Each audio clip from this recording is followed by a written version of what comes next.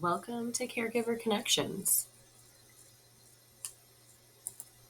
I'm Ann Ruiz, and I provide parenting and wellness support here at Head Start and Early Head Start. Today, we're going to talk about the conscious discipline brain state model again, looking at the executive state. So, this is the part of the brain that provides us all of our executive functioning. It's the last area of the brain to be completely developed. And so our little ones are going to have the least, development and connection building in this part of the brain. And so we are needing to provide lots of opportunity for them to build that up in their brain, to learn and develop more skills. And so we need to be providing problem solving opportunities and skill building opportunities when they have access to this part of their brain, which they do at times. So, what is the executive state? This is when we can really focus on problem solving. And this is the same for, grown-ups as well as little kids. So, we can all be better problem solvers when we are using the front part of our brain, the executive state. So, what can we do when we have access to all the skills in this area? As the caregivers, we can be using our, executive state brain and calmness and regulation to really focus on what's underneath the behaviors that our kids are maybe struggling with and really start identifying the needs that they're having and that they're trying to communicate through maybe behaviors. And we can start to piece together, okay, what skills are they really missing and it could be leading to these behaviors, and how can we start teaching and practicing those skills with them, because that is what is going to prepare the kiddos as well as the caregivers for the next challenge. Because when you're only 3, 4, or 5, there's lots more challenges in life to come, so we got to get them ready, and we need to get ourselves ready as well so that we can best support them. So, what are we all able to do, grown-ups and kids? We're actually ready to learn. We're ready to try to problem solve. We're ready to maybe create a solution, work through a solution. We're ready to teach. We're ready to teach our child and practice a skill with them. The kiddos might be ready to contribute and maybe approach a situation from different perspectives. So maybe our caregivers, parents, teachers can kind of maybe look at things from the child's perspective, and maybe vice versa. The child is able to see where the caregiver is coming from and why, this behavior or this reaction is unsafe or unhelpful.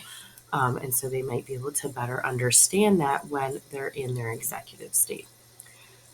Not being able to, this is basically when your child's at their best. So they're not hungry, they're not overtired, they're not, overstimulated or having a sensory overload. There isn't any distress in the environment or, things impacting caregiver or children in the situation. So, really important thing to remember, even when we maybe have had some inability to practice and give some opportunities to build some new skills, maybe we see our kiddos using those new skills, we can still, make mistakes, even when we have shown we can, understand something more, use a certain new skill.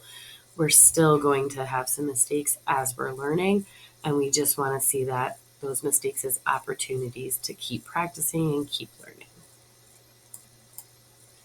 So, what does this actually look like in a real life situation? Now, any, sort of examples or scripts that I might share always are going to just be a possible way of how you might word things or, why you're approaching it, in a certain way to kind of support this process. But you got to find your own words. You got to find what works best for you and for your kiddo.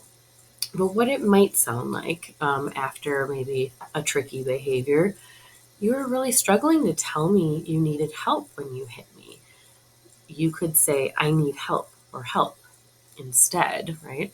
Let's practice together. So, like, really encouraging and prompting that practice right there in that moment can be really helpful for this age range because we need sort of that immediate, like, okay, they're learning what was not appropriate, what was not safe or wrong. Don't hit. We can just ask for help. You were needing help, ask for help, and then have them actually repeat those words. It's giving them, you know, a little bit of muscle memory of, okay, when this happens, I say I need help. Or if that's too many words, just say help, right? Making it as simple and accessible as possible.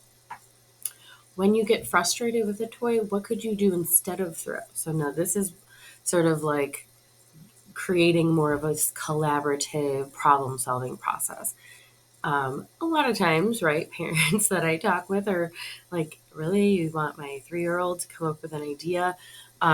Yeah, it's not necessarily age appropriate for every kid. Some kids are more verbal. Some kids, have a little more maturity where they could have a more back and forth conversation. But even kiddos that have some of those skills might not join in with you on this conversation. It's really just about establishing this collaborative process of working through it together and like creating that connection of problem solving that you want to build over time so that as they grow older and have more skills and ability to be a part of the process, it's just a familiar process and they know that to expect that from you as their caregiver of working through the problem together. So we're just more starting that process. And so we can just give a little pause, not expect anything. Sometimes they surprise us and they do come up with a really good, safe, appropriate solution. Great, let's try that out. Because we know when someone is involved in the process, that is more likely to have a positive outcome and that they will actually stick with it and remember it. So that's why we're encouraging that collaborative process. So we give that pause, they say nothing, and then we can offer up some ideas. So, your kiddo. Do you think they would, want to try a fun breathing exercise like an animal breathing? It could be a lion, a dragon, where you're kind of getting those frustrated feelings out when you breathe out, or would more big body movement activity be helpful to get out those frustrated feelings? So can you do 10 jumps, wall push-ups, push on the wall, and maybe you're counting to 10 or 20 or something, and giving then that little pause and that way of getting out the emotion through some physical activity. So then, and with throwing, another good option is, okay, they're throwing, but it's not something safe and they're throwing it at someone or they're throwing it at something that could be harmful. Okay, your body's saying you need to throw. Let's throw this soft toy into this basket. So you're redirecting the throwing, but we're still getting out our frustration. So, maybe if you've already worked on some coping skills and you already do some deep breathing in this moment when we're following up with our kid, let's practice some of our deep breaths together because we were really struggling to take a breath. Let's get a practice in when we're calm. We have to build up these skills while we're calm so that we can use them in the difficult moment. We're in this together. We'll figure it out together, bringing in that reassurance that, yep, this was not okay. This was wrong. It wasn't safe.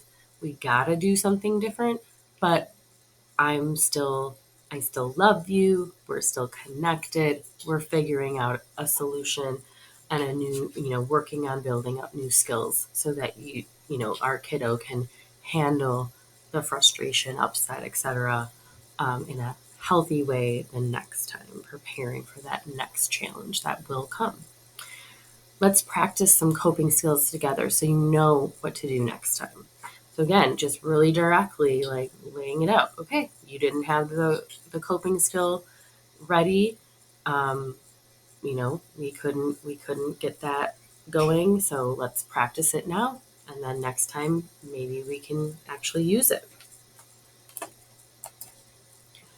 All right, so where do we go from here?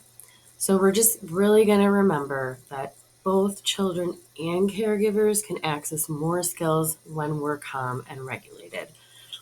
So for both. So if things are escalating quickly and we didn't, catch things before we could kind of redirect our kiddos in a tricky moment and we're getting pulled into it, we need to, not go into lecture correction mode immediately. We all just need to calm down, work on that skill building and, problem solving when we're all calm. Problem solving and skill building are most effective when done in collaboration. So again, sending that message, hey, we're going to figure this out together. I'm supporting you to figure this out. Yep, that wasn't okay. You're holding those boundaries and those limits. And I see that you need to keep learning. You need to understand what to do versus just, stopping the behaviors, telling them no, telling him it's wrong. They do know that it's wrong. So then what? What do we do instead?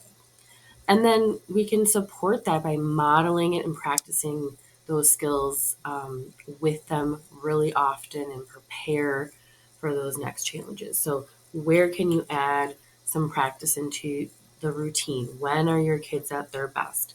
Certain times in our routine, often our kids just go with the flow more, just are a little more at ease, or we are already relaxing, maybe right before bed, or maybe they're really great in the morning right after getting a full night's rest, right? So where can we add that into the morning routine? Let's do our breathing, practice right when we wake up or right before we go to bed.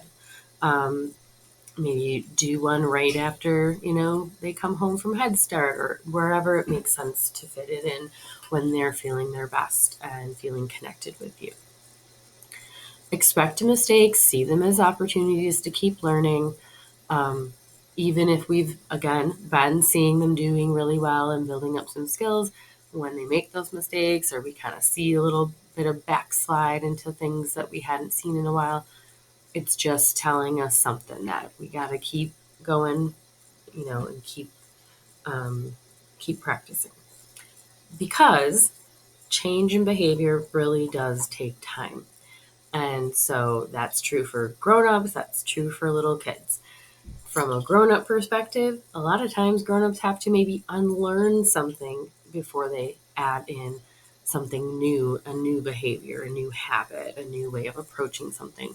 Little kids just haven't had a lot of time to practice. They haven't had enough opportunities to, to build up some of those skills and have a different response and a different reaction to something. And so we're going to just be patient and encourage them and empower them to and support them in that skill development. Great. We have a kind of put all of this information in one spot on a handout here. So you're welcome to kind of just come back to this part of the video, or you can certainly reach out to me to get a paper copy of this handout at any time. You're always welcome to reach out to me directly to talk through anything going on with your family individually to kind of get that customized strategies and approaches to best support your family. And please join us next time. I will be talking about why our children don't listen to us.